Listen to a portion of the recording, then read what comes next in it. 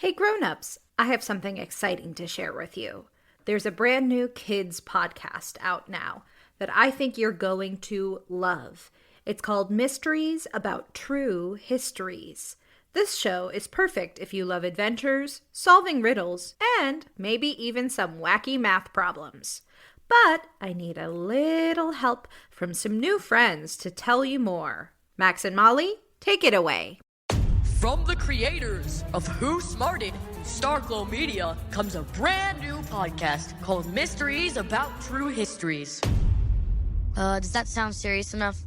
Max, we only have 30 seconds for this promo. Just tell them how your mysterious aunt recruited us into a secret order of problem solvers who travel time and have epic adventures. I don't have to. You just did. Catch new episodes of Mysteries About True Histories every Thursday on Apple Podcasts or wherever you listen to podcasts. Hey Tailblazers, I'm Rebecca Cunningham, and this is Girl Tales, a kids podcast of feminist stories for a new generation. We have a special episode for you today. In this episode, I will read the first chapter from the storybook, The Wonderful Wizard of Oz by L. Frank Baum. Grown-ups, if your Tailblazer would like to listen to the rest of the chapters, head to patreon.com/girltales and join Team Dorothy or above. We'll be releasing a new chapter every week. Now onto our episode. This is The Wonderful Wizard of Oz, Chapter 1, The Cyclone. Enjoy! Dorothy lived in the midst of the great Kansas prairies with Uncle Henry, who was a farmer, and Aunt Em, who was the farmer's wife. Their house was small, for the lumber to build it had to be carried by wagon many miles.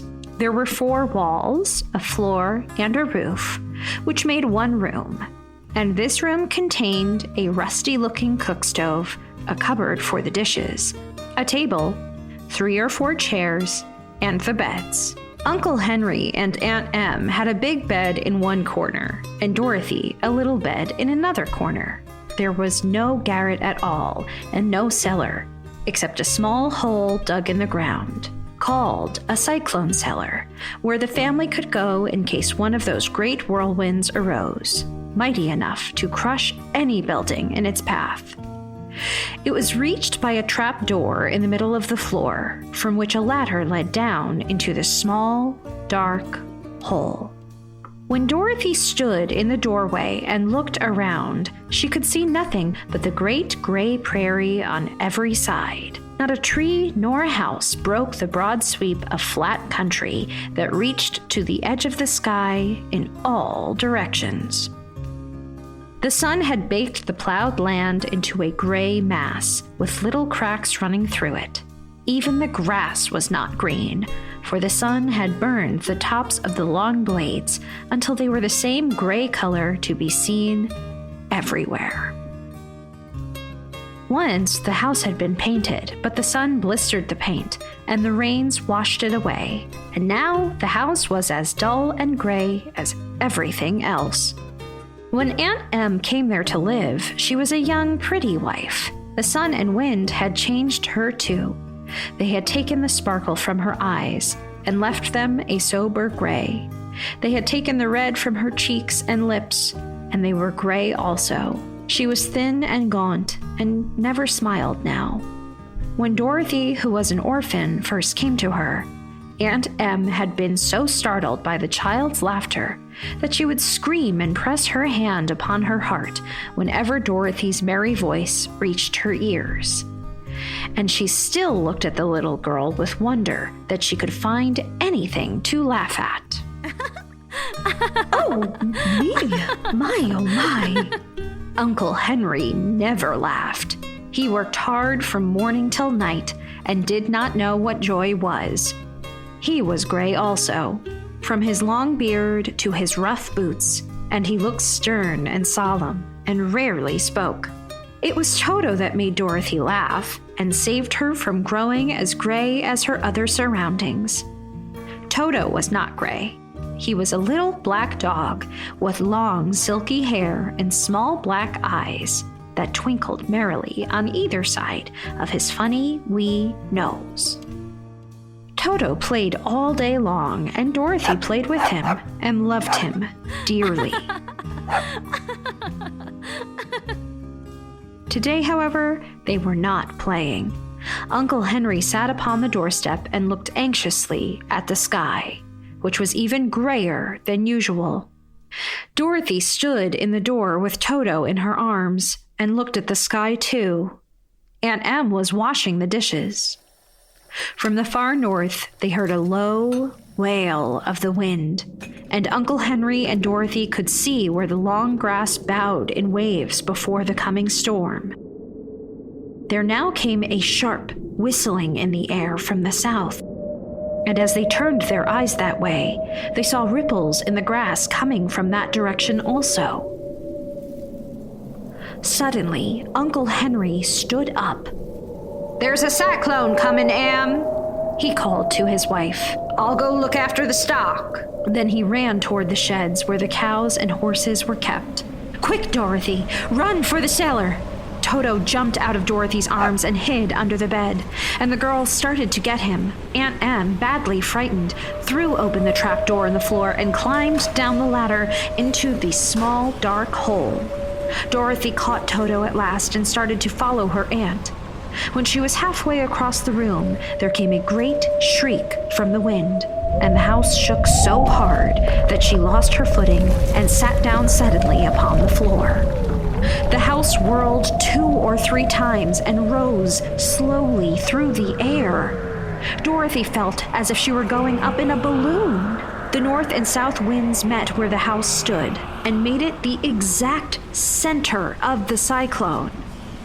In the middle of a cyclone, the air is generally still, but the great pressure of the wind on every side of the house raised it up higher and higher until it was at the very top of the cyclone, and there it remained and was carried miles and miles away as easily as you could carry a feather.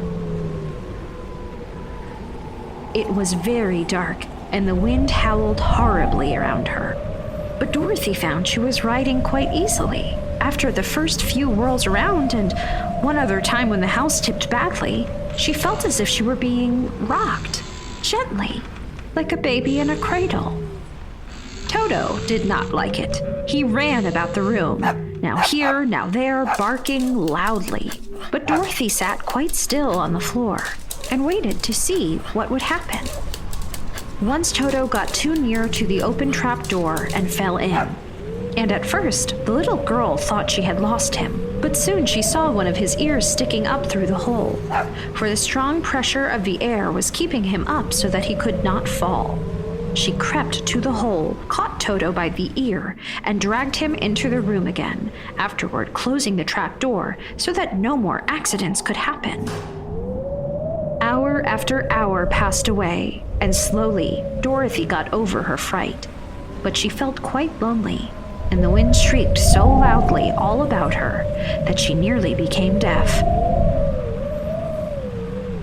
At first, she had wondered if she would be dashed to pieces when the house fell again.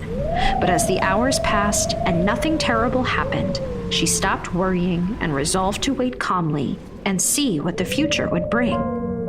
At last, she crawled over the swaying floor to her bed and lay down upon it, and Toto followed and lay down beside her. In spite of the swaying of the house and the wailing of the wind, Dorothy soon closed her eyes and fell fast asleep.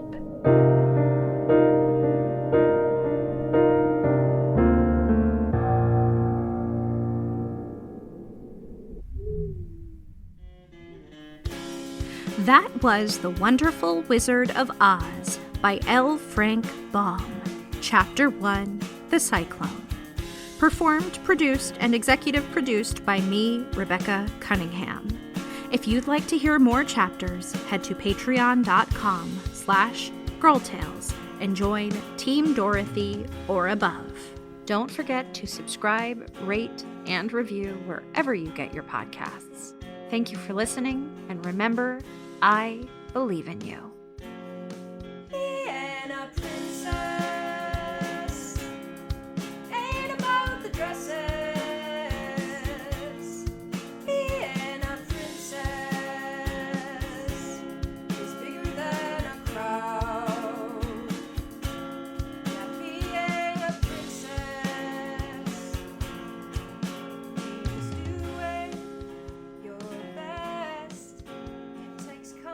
this.